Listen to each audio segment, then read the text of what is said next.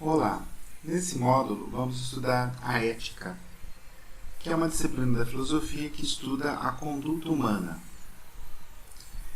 Nós já vimos em módulos anteriores diversos campos da filosofia, os mais comuns, a lógica, a epistemologia, a metafísica, a ontologia, a estética, a história da filosofia e agora a ética.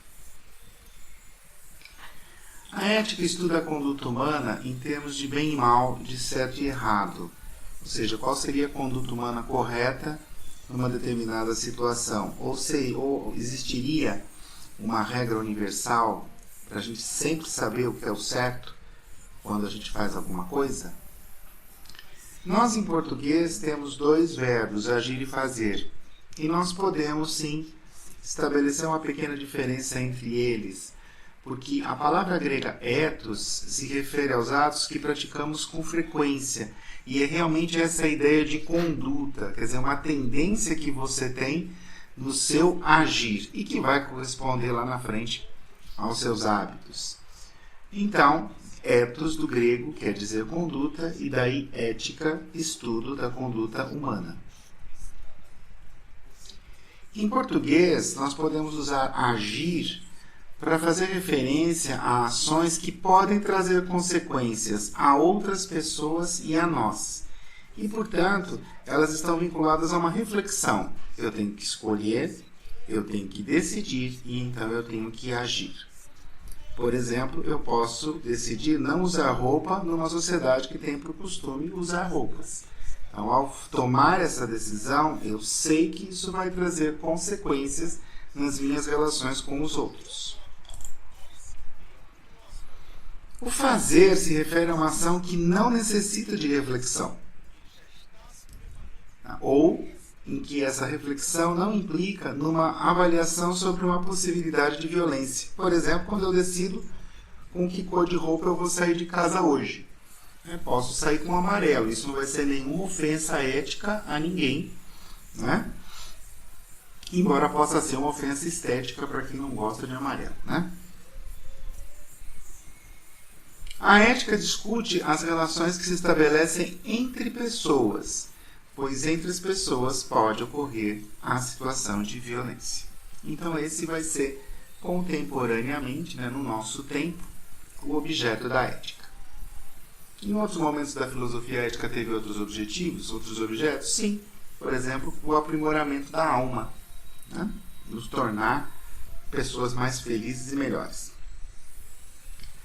Violência, a relação em que uma pessoa ou grupo humano são tratados como se fossem objetos das decisões de outras pessoas e grupos.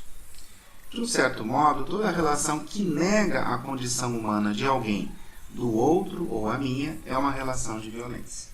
E nós aqui vamos apontar diretamente uma concepção humanista de ética.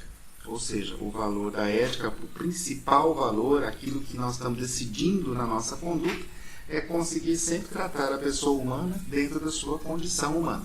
Não menos que isso. Então, o objetivo da ética é discutir como eu vou agir de modo a preservar a condição humana e como prevenir a violência nessas relações.